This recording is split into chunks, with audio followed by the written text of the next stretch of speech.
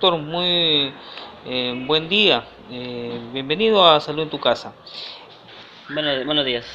Sí, justo vamos a hablar de un tema que es muy interesante, que viene a ser estrés y ansiedad, ¿no? Ujú. Que puede ocasionar un montón de dificultades en nuestro organismo y nuestras relaciones sociales. Doctor, ¿qué es la ansiedad y qué es el estrés? Primero vamos a partir definiendo qué cosa es estrés. El estrés en realidad viene a ser una respuesta que da nuestro organismo ante ciertas circunstancias que pueden ocurrir en nuestra vida cotidiana, ¿no? Eh, Nuestro cuerpo reacciona ante situaciones de amenaza.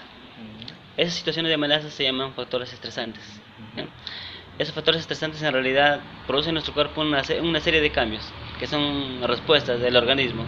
Esas respuestas pueden ser fisiológicas, biológicas o psicológicas, ¿no? Ya cuando esos factores estresantes continúan en el tiempo, ya no llevan a lo que es a la ansiedad, ¿no? La ansiedad en realidad viene a ser cuando los factores estresantes continúan, ¿no? Y esos cambios que se dan en nuestro cuerpo, ya sea aumento de la frecuencia cardíaca, dificultad para respirar, ya se tornan más crónicos. A eso hablamos de ansiedad, ¿no? A pesar que ya no está el factor estresante, ya no está la amenaza, nuestro cuerpo sigue produciendo síntomas que los acabo de repetir, ¿no? Ya sea nuestro corazón empieza a latir más rápido, sentimos palpitaciones, y a eso se llama ansiedad. ¿Cuántas clases de trastornos tiene la ansiedad, doctor? Bueno, en realidad hay varios trastornos de la ansiedad, ¿no? Dentro de lo más comunes está el pánico, que en realidad viene a ser una crisis de manera repentina que se manifiesta por sudoración continua en nuestro cuerpo, eh, palpitaciones, inclusive dificultad para respirar, cansancio en un momento determinado, que no tiene explicación, de un momento a otro ocurre, ¿no? Miedo intenso que tenemos nosotros por momento. A eso se llama el pánico, ¿no? ¿Hay una manera de controlar esa ansiedad? Ese es el detalle, ¿no? Por ejemplo, es tratar de controlar eso.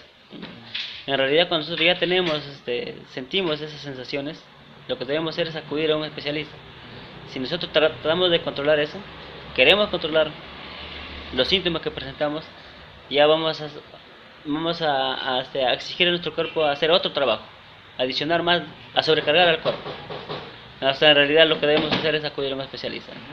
¿Cómo identificamos a una persona? Por ejemplo, en casa tenemos a algunos familiares, entonces, ¿cómo podemos identificar de manera inmediata que esa persona sufre ansiedad, nuestro familiar sufre ansiedad o sufre del estrés?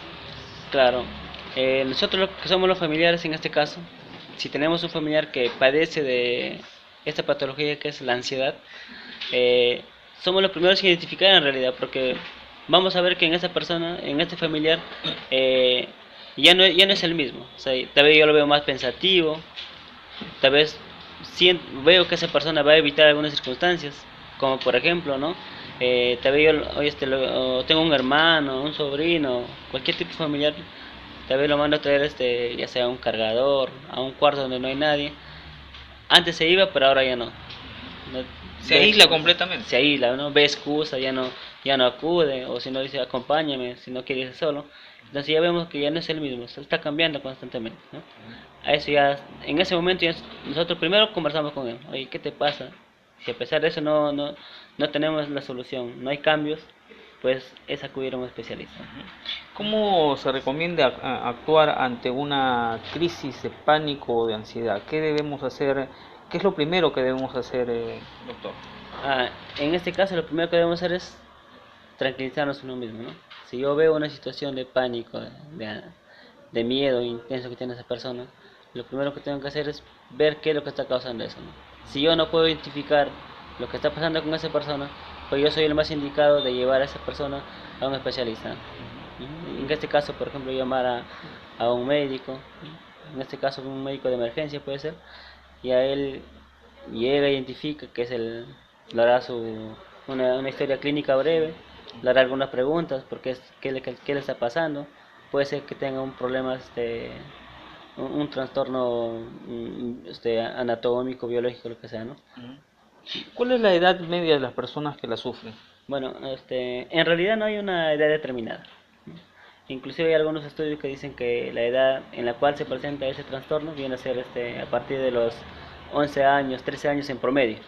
Pero en realidad no hay una edad exacta. Sí, pero sí se dice que que esos trastornos empiezan a manifestarse más cuando ya las personas empiezan a tener una responsabilidad.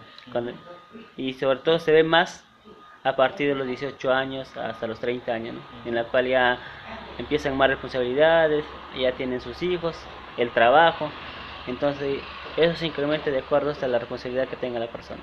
La ansiedad puede llevar consigo a problemas de alimentación, por ejemplo la anorexia, la bulimia, o qué otras enfermedades puede originar. Bueno, Sí. en realidad con la anorexia y la bulimia no está claro, ¿no? Hay estudios, un montón de estudios que algunos dicen que sí tiene, que sí la ansiedad puede llevar a la bulimia, a la anorexia, pero en realidad no está claro. O sea, de que hay relación, sí hay relación, pero no se establece qué es causante de esas enfermedades, que son en realidad desórdenes alimenticios, ¿no?